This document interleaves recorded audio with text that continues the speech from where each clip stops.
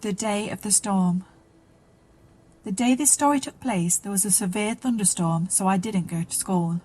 Even though storms are dangerous and frightening, I was kind of happy that I didn't have to go to school, because the night before I stayed up all night playing video games and watching movies.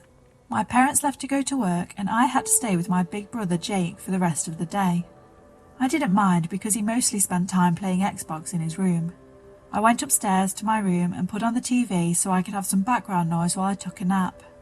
I drifted off to sleep but woke up to a loud slam. I thought it must be Jake slamming his door again. Annoyed, I got up and walked to his room.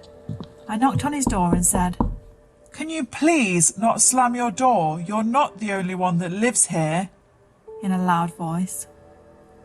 To my surprise, he didn't say anything back. Strange, I thought, but I didn't care. Maybe he was listening to music or something and just didn't hear me.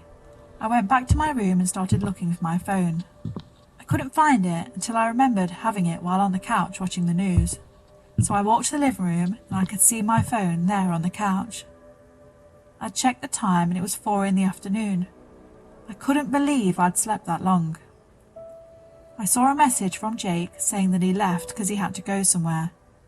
I thought he was playing around and texted him back saying, "I know you're in. I heard you slamming your door." It took maybe 5 minutes until he replied saying, "Honestly, I'm not home, I swear." I was frozen in fear, thinking the worst thing imaginable. Someone was in the house. I thought of calling the police, but I didn't want to overreact if I was wrong, so instead I got up and went to my room, locked the door and grabbed my baseball bat from my closet and hid under the bed. I know this seems over the top, but to me, it was better than calling the police and looking like an idiot. It was maybe no longer than 5 to 10 minutes when I heard my brother's room door open. I held the bat even tighter.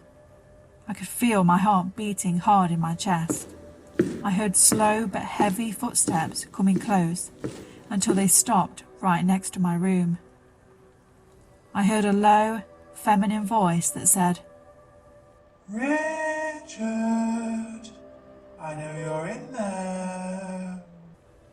I froze. How does the person know my name? All of a sudden, I heard my doorknob turn and open when I know for sure I locked it. I held my breath and waited. I saw an old lady in old-fashioned clothes like from the 50s or 60s, and she had high heels on. Strange. How can someone that wears heels like that have such heavy footsteps? I continue to hold my breath while the woman or thing walks into my room. She gets towards the bed. I covered my mouth and put my head towards the ground, so I couldn't see her now, but only hear her. The silence was unbearable. It was only a few seconds, but it felt like hours until finally I heard her footsteps leave the room. I waited for a second, put my head up, looked around and saw no one. I looked towards the door and someone was there, looking at me. I quickly put my head back down and waited for it to move. I can hear footsteps go towards the left side of my bed. I was holding my breath for too long, so I let out a little bit and tried to hold my breath again. But I hear someone or something saying, "I found you," in a joyful but demonic voice. Suddenly, I feel my legs being pulled with great force. I closed my eyes and I was too afraid to open them. After a minute, I forced myself to open them and the pulling stopped and I felt such relief. I called my parents and told them what happened.